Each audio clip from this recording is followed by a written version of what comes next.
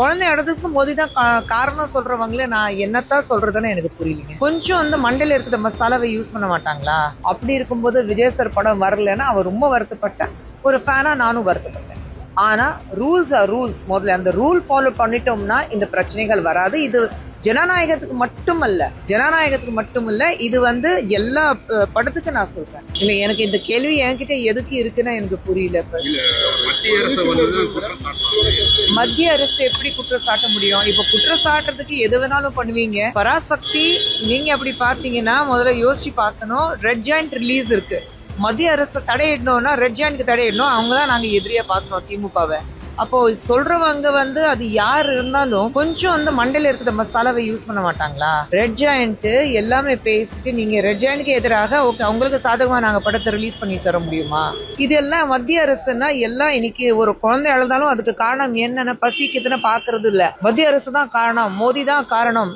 குழந்தை அழுதுக்கு மோடி தான் காரணம் சொல்றவங்களே நான் என்னத்தான் சொல்றதுன்னு எனக்கு புரியலைங்க. அதே நேரத்துல நீங்க ஒரு ஆக்ட்ரஸா இருக்க சொல்ல ஒரு உச்சப்பட்ட நடிகருடைய கடைசி படம் அப்படின்னு சொல்லியிருக்காங்க. வெளிவராத சூழ்நிலையில ஒரு ஆக்ட்ரஸா நீங்க as an actorங்கிறது வேற. ஆனா நான் எல்லா நான் ஒரு தயாரிப்பாளரும் சேர்ந்து ஒரு ரூல் சிபிஎஃப்சி ரூல் ஃபர்ஸ்ட் என்ன இருக்கு, படத்துடைய எல்லா சர்டிபிகேட்ஸ் ஆந்திர உங்க கைக்கு வந்ததுக்கு அப்புறம் தான் நீங்க படத்தோடைய ரிலீஸ் டேட்டே அனௌன்ஸ் பண்ணணும். அதுதான் பேசிக் ரூல். எந்த ப்ரொடியூசர் அந்த ரூல் ஃபாலோ பண்றாங்க சொல்லுங்க? அப்போ ரிலீஸ் நேரத்துல வந்து எங்களுக்கு சிபிஎஃப்சி வரல, ரிவைசிங் கமிட்டிக்கு போச்சு, எதுக்கு இதுதான் காரணம் அதுதான் காரணம் சொல்லிட்டு இருக்கிறது. Simple rule. உங்களுடைய படம் நீங்க ரிலீஸ் பண்றீங்கன்னா இது நான் நடிகர் மேல தவறுன்னு நான் சொல்ல மாட்டேன். நான் ப்ரொடியூசர் சொல்றேன். ஒரு ப்ரொடியூசருங்கிறது முறையில நான் சொல்றேன். ஃபர்ஸ்ட் ரூலே உங்களுக்கு சாந்திர வந்ததுக்கு அப்புறம் தான் நீங்க படத்தை டேட்டே அனௌன்ஸ் பண்ணணும். ஆனா நீங்க ஏன் அதை வராமலேயே நீங்க டேட் அனௌன்ஸ் பண்ணிடுறீங்க? அப்புறம் நீங்க சிபிஎஃப்சி பிளேம் பண்ணாதீங்க. கிறிஸ்மஸ் இருந்தது, நியூ இயர் இருந்தது, எல்லாமே கவர்மெண்ட் ஹாலிடேஸ் இருக்கு. 24 மணி நேரம் உங்களுக்கு வந்து எல்லா வேலையை விட்டுட்டு அவங்க வேலையை செஞ்சுட்டே இருக்கணுமா? படம் ரிலீஸ் ஆகல. நான் வந்து ஒரு விஜய் ரசிகையா சொல்லும் போது வருத்தம் தான். என் குழந்தை வந்து ஒரு மிகப்பெரிய விஜய் ஃபேனு, அது எல்லாருக்கும் தெரியும். அவளுடைய உலகமே பாத்தீங்கன்னா ரஜினி சாரும் விஜயும் மணிரத்னம் சாரும், இதுதான் அவளுடைய உலகமே அவ நினைச்சிட்டு இருக்கா. அப்படி இருக்கும்போது விஜய் சார் படம் வரலன்னா அவ ரொம்ப வருத்தப்பட்ட ஒரு ஃபேனா நானும் வருத்தப்பட்டேன். ஆனா ரூல்ஸ் ஆர் ரூல்ஸ். முதல்ல அந்த ரூல் ஃபாலோ பண்ணிட்டோம்னா இந்த பிரச்சனைகள் வராது. இது ஜனநாயகத்துக்கு மட்டும் இல்ல, இது வந்து எல்லா படத்துக்கு நான் சொல்றேன்.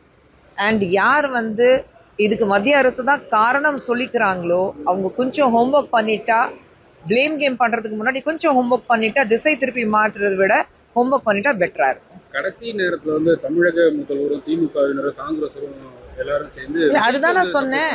ஒரு பேசுறாங்க இல்லைங்க, அதுதான் நான் சொல்றேன். நம்மளுடைய முதலமைச்சர் அவர்கள் இருந்தாலும் அவர் கொஞ்சம் யோசிக்கணும்ல. இப்ப ஜனநாயகத்தை வந்து நீங்க தடை வந்து இவங்க விதிச்சிருக்காங்க சொல்றீங்க. சென்ட்ரல் கவர்மெண்ட் இன்டர்ஃபியர் பண்ணதுனாலதான் நீங்க ஜனநாயகத்தை ரிலீஸ் பண்ணல.